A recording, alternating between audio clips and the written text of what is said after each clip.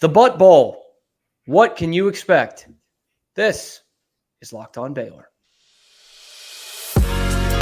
You are Locked On Baylor, your daily podcast on the Baylor Bears, part of the Locked On Podcast Network, your team every day. Another episode of Locked On Baylor brought to you today by LinkedIn Talent Solutions. My name is Cameron Stewart. Thank you for making it your first listen today and every day. And joining me to talk a little tech and how everything is West Texas, Mr. Rob Breaux from Gambling Gauchos. Rob, how you doing? I'm doing well. Glad to be here. Dude, I'm glad to have you because I'm not kidding when I say this. My favorite opponent college football podcast is what you guys do over at Gambling Gauchos. I'm always so thoroughly entertained. So I'm glad to have y'all on. Would love to talk some tech football because this is always these two teams, these two programs, these two not universities, programs seem to mirror each other a lot, right? In terms of history, in terms of, when one guy has a good player in the pros, the other school is going to get one right after. And right now, even with two different off seasons, both sit at 2-3 heading into Waco this Saturday. So my first question, and I know your guys are coming off a big win over Houston at the weekend, but with the hype that came into the season, what has gone wrong? I'm usually asking that about Baylor, but what has gone wrong for Tech on the field this year? Yeah, injuries. Injuries have been tough. You have some really bad linebacker injuries early. Jacob Rodriguez was supposed to be the guy back there. Josiah Pierre's missed time, and you're really thin there. So you're playing a redshirt freshman and a true freshman. A lot of snaps against Houston. Now you win that game, but you can see the issues in the first half, giving up 28 on 5 drives in the first half. But what's gone wrong is you lost kind of a fluky game. I think you beat Wyoming if you play them a couple of more times. Yeah, and not excusing that loss, but Wyoming is not they're a good group of 5 team program, and it is a weird place to play. To be fair, you did lose. You lost on the road, but I think if you played Wyoming 10 more times, I think you probably beat them 5 or 6, 8, probably more than you lose. I wish I thought that about us against Texas State, but here we are. I'll roll with this one. Yeah, 5-5. Yeah, well, we'll take that. And then you lose to a good Oregon team. Mm-hmm. And I think Oregon's just probably better than Texas Tech. You're within 1 point before the pick 6 at the end that kind of made it look worse than it was. And then you go to Morgantown. Is West Virginia a little better than we thought? Maybe so. I gotta think so. I have to think so. They're a dark horse now all of a sudden. And you have Baron Morton come in ice cold, hurt his shoulder on the second play he's in, and then have an issue the entire game. He looked bad. You were just kind of disjointed, and you're within a touchdown at the end. And if you're still right there, tight end times his jump well, so you hold Oregon to 31 in regulation. You probably could have won that game. You hold Wyoming to 20 in regulation. You probably could have won that game. And then you hold West Virginia to 20 in regulation. You probably could have won that game. So what's gone wrong? It's been a thin line, but you've lost 3 games. It's a game of inches for sure. And I know we talked about this a little bit off camera before we got going, but obviously the vibes are very different and for good reason. Baylor's in year 4 under Dave Aranda, and some of those losses weren't as fluky. And this is year 2 under Joey McGuire, but having had the expectations of being a potential Big 12 championship contender to now be sitting at 2-3, what are the vibes like in Raiderland? Sometimes it feels like year 3 for Joey because he got to recruit for so long. That's true. Yeah. I kind of have to remind myself that it is just year 2. But there was a lot of expectations because you had the age, you had the experience, you had guys, super seniors coming back for one final run. Unfinished business is what Tyler Shuck said after the Texas Bowl last year. So you did have some high expectations. In Joey McGuire's game speech this week, which I really enjoyed, they put it out in the cinematic recap. He said, the time for talk is over. You have to do it. You got to show that you're the team we think we are. And I think that was a little bit of what happened. I think the team believed the talk all offseason, but I don't think they came prepared to show it early. And that's why you had the punch in the mouth in Wyoming and the Oregon game where you didn't just quite get it done. So I think they ate the cheese a little bit, and I think they read some press clippings and kind of got off to a rocky start because they believed that they were better than they were, and they had to go show it. And I know you guys, obviously over at Gambling Gauchos, but the Tech fans in general, they keep up. They keep up with the conference. They love football, so they're keeping tabs on everybody. So, they might be two different 2 and 3s in this weekend's matchup. How are the Tech fans feeling about this one going into Waco and playing a Baylor team that might finally have some momentum? Yeah, I think vibes are high. I think the Texas Tech fans want to believe in Joey McGuire. I think and then B, you beat Houston pretty well in the second half. And again, I think Tech fans are most of the time smart fans. Yeah. There's some yahoos on Twitter that aren't, but every fan base has those. Sure. I think Tech fans are smart, and they can see how close you've been and kind of the coin flips. Now, the bottom line is you haven't won those games. But I will say this: I think the vibes are high for Texas Tech, and I think people believe that they can go win at Baylor. Now, there's kind of a prove it mentality also with Texas Tech because Joey McGuire's not won on the road, and so I think there are some comments and commentary on. I think you're better than Baylor. I think you're better than West Virginia, but can you do it on the road? You couldn't in Morgantown. Can you do it in Waco? And there's also last year. Because that was an embarrassing butt whipping that Baylor laid on Lubbock last year. So I think there's that too. The vibes are high for Texas Tech to kind of get a little revenge here in the Butt Bowl. For sure. Revenge is on the mind for the Red Raiders coming to Waco.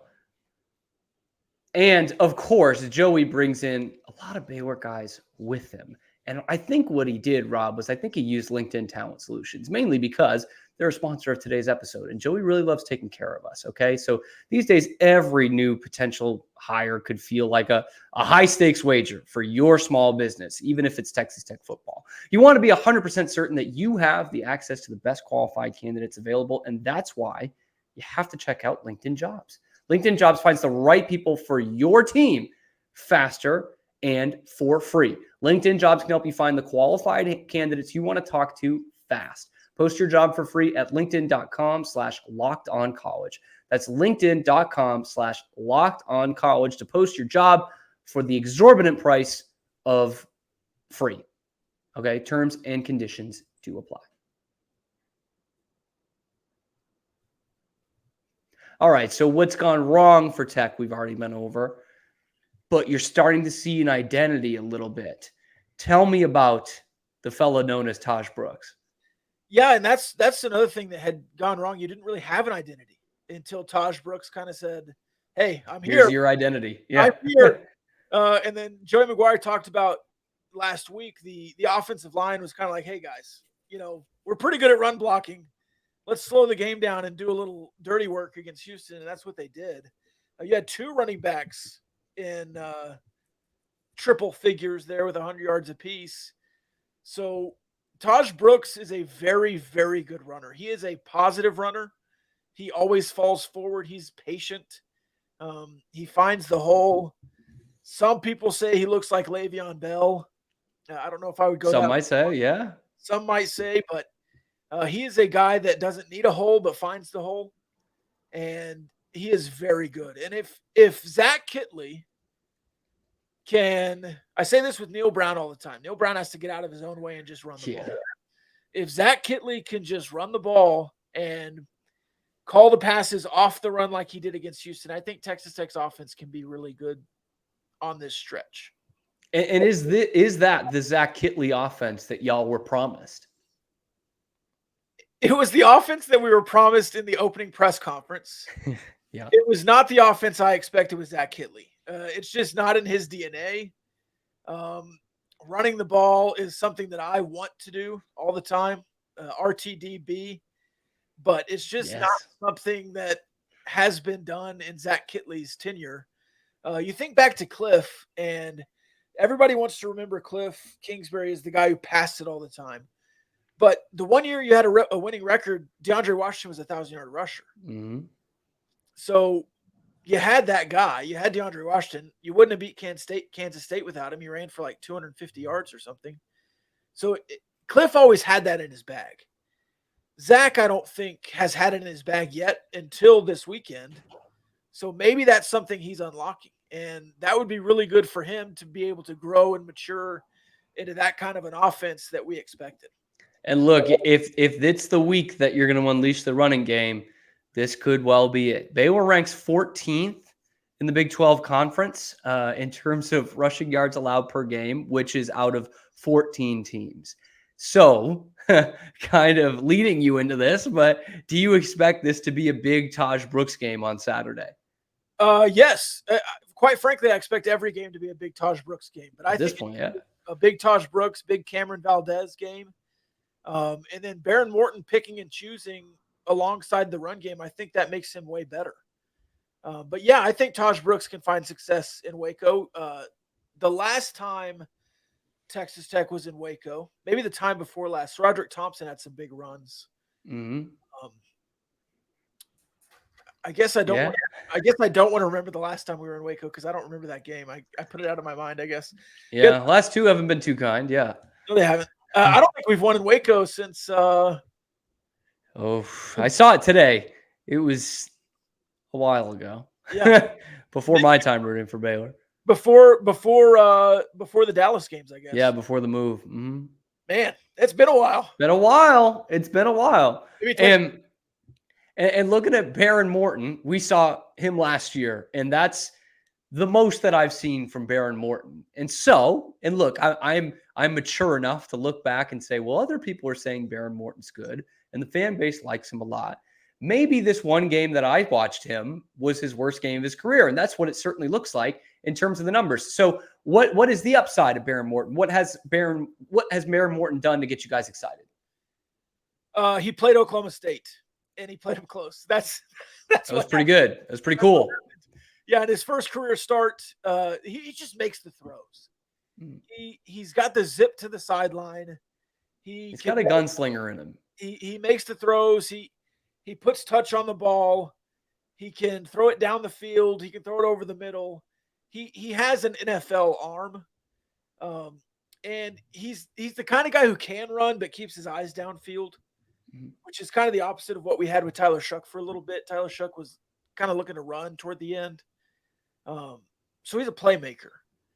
He's a gunslinger, a playmaker, and he is a Lubbockite. He knows West Texas. There's pictures of him at 6 years old with a Texas Tech jersey on. That does a lot for the people in Lubbock. So that's what we've seen. And if you're a Baylor fan, I understand. Yeah. If you're a mess fan and you only know Baron Morton from Baylor, he sucks. Okay. He was seeing ghosts. The defensive line was in his face the entire game. He had zero time. He threw picks, but every Tech quarterback threw a pick in that game. Yes.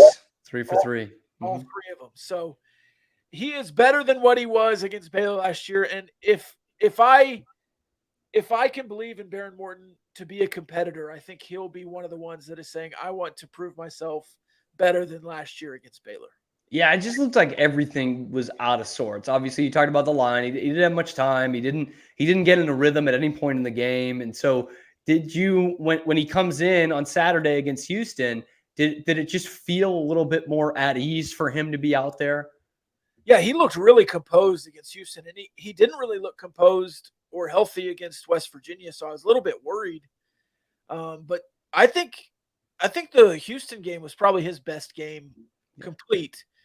Maybe beyond the West Virginia game last year where they put up 48 as well. But he looked really composed, and he only threw 22 times. So if you can throw 25 times in Waco and limit damage that you inflict on yourself with some interceptions and whatnot, or just bad plays or 3-and-outs with no runs, with a 3-and-out with Taj Brooks not on the field has been some trouble here. With three passes in a cloud of dust is what Texas Tech's offense was a little bit early in the season. But if you can get Taj involved and have Baron Morton selective, I think you can move the ball on Baylor. And it sounds like, the word coming out of Lubbock was that there's been a bit more pace to the offense, especially last week. And that's something we saw for Baylor in the second half of their game against UCF. And it sounds like from Dave Aranda that that's something they're going to keep with. It was working. So Baron Morton, Blake Shapen, can we see an old-fashioned Big 12 game this weekend? A little up and down the field? That would be awesome. Let's go back to 2012. Daggy. Oh, man. Those were crazy, those games in Arlington, man. I was trying to think of the Baylor quarterback. Oh, Nick Florence, who you're trying to think of. Yes. Yeah. Those were great. And, I mean, obviously Tech and Cliff were really the poster child of what some people still think the Big 12 is. And we know that that's not been the case for a few years now.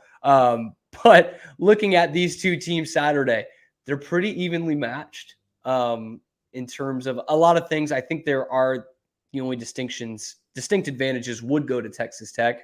So looking at the defensive side of the ball before we shift gears, is this a defense that has kind of turned the corner? I mean, it was never really the issue, but how confident are you guys feeling in the defensive side?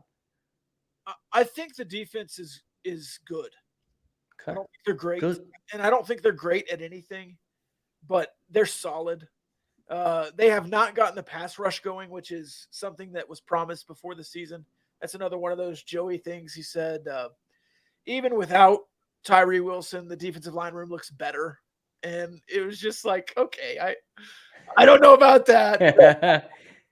But that's what he said before the season. It just hasn't been. It hasn't been that way. So I think if you can get the pass rush going, this defense gets a lot better. But Dadrian Taylor-Dimison, who got hurt in Houston against Houston, is supposedly back this week. He didn't play in the second half against Houston. He's a senior leader in the back end of that defense. You've got a lot of seniors on defense. You're really good up the middle in the rushing attack because of Jalen Hutchings and Tony Bradford and some guys. But it's like you have a bunch of seniors and then you have freshmen and sophomores or redshirt freshmen. Yeah. So that's kind of where you are right now defensively. So the rotations are a little bit dicey, but you have to have them in there. So if you can catch a bunch of freshmen on the field and run by a freshman linebacker, that's what you're going to have to do if you're Baylor. I think I'm liking the over, Rob, in this one. I think I'm liking the over, which, of course, is great for our next sponsor, which is FanDuel Sportsbook. And we are full in to football season, NFL, college football. We're in the MLB playoffs. You see Rob with his Rangers hat here. He's moving on. He's ready to go. And right now at FanDuel, new customers get $200 in bonus bets guaranteed when you place a $5 bet. That's $200 in bonus bets, win or lose. So if you've been thinking about joining FanDuel, no better time to get in on the action than right now. You have that deal. You have all these sports going on. I mean, the end of October is some of the best sports times of the year because everyone's playing. And the app is so easy to use. Wide range of betting options. That includes spreads, player props, over-unders, looking at that over this weekend, and more. So visit FanDuel.com/lockedon to truly kick off the football season. FanDuel, official partner of the NFL. All right, Rob, looking at this a little bit more broadly. The Butt Bowl. Two teams that schools are quite different. Football programs are pretty similar, and there's always been a ton of overlap, not the least of which being specifically the Tech coaching staff and a lot of guys that Joey brought from here in Waco. So just give me obviously we're not your biggest rival. You're not our biggest rival, but it's something that the fans really get up for. So give me, what does the Butt Bowl mean to you? Yeah, it's always been important. I think, growing up, I'm of the age where Baylor means a lot to me because it was a win on the schedule every year. Yeah. It has not been so, especially when you go to Jerry World. The tides turned with Red Raider Art Briles. Well, I don't want to put that on there, but Red Raider coach Art Briles. Yeah. and then you have Red Raider coach Dave Aranda. Mm-hmm. You have Kevin Curtis on the staff. You have Aaron Hunt on the staff. So it's not just Texas Tech that has a lot of Baylor coaches. For sure. Yeah. It goes both ways right now. So it does go both ways. So it's a great week for the 6 degrees. It is. It's a great week for the 6 degrees. which Elon wasn't letting us tweet earlier, so we need to get our tabs out of there. But I will say this: I think it's a really special moment in time every season when you get Baylor and Texas Tech together, because the Waco area is so easy to get to for a lot of Texas Tech fans. Yeah. So you have a lot of fans there. You got a lot of red in the stadium. It's going to be a good week for Texas Tech, hopefully on the scoreboard as well. But I love the Butt Bowl. I love playing Baylor in all sports, but football seems to be the sport where Baylor and Texas Tech kind of thrive. For sure. And look, I mean, I had our big rival in high school always beat us in football. We always beat them in basketball. So like hockey was the one that we got up for because it was the even match. We were both kind of the same. We're going to beat you guys in basketball. Okay. You guys are going to beat the crap out of us in baseball. It's going to happen. Football has kind of been the even playing field. And so with that, as we look towards the new Big 12, I don't know if there's any debate around this, but just should the Butt Bowl be a protected rivalry? Oh yeah, I think so. And I think Texas Tech, TCU, Baylor, I think those three should play each other every year. I think those Texas rivalries should be protected. And then you go into like Oklahoma State or some of those schools, Houston, like those are going to be games that you need to play every once in a while. But I think those three teams should play each other every year, especially for recruiting, that little triangle of recruiting. I think that's going to be really important, especially for Texas Tech. I'll say this. I don't know if Baylor and TCU need to play Tech every year, but Texas Tech needs to play TCU and Baylor every year to keep in the Waco and the Fort Worth markets. Yeah, I mean, obviously making the switch back to playing on campuses is what got you guys Micah Hudson from just down the road here in Waco. So you can thank us for that. Appreciate it. But looking at this rivalry again, just in terms of, obviously the last couple of years we've talked about it, but it goes back to campus. It's a big deal. It's a lot of fun. Baylor gets its first win in Lubbock in almost 30 years last year, or over 30 years. I think it was 1990. And so looking at that and looking at TCU, who you also mentioned, I will not get offended no matter what you say. But I know this is different between every Tech fan, basically. Texas is the worst. UT is the worst. That's number one. But in terms of Baylor or TCU, who do you hate more as a Tech fan? Oh, I hate TCU more. Oh, good answer. So do I. Yeah. For sure. TCU, I don't know what it is. They're dumb uniforms with the Aztec patterns and whatever it is, the scales. Why are they putting red on there? It's so stupid. Oh, it sucks. It looks bad. It clashes with the purple. All that success they had with another Red Raider coach, Sonny Dykes, we're everywhere. Yeah.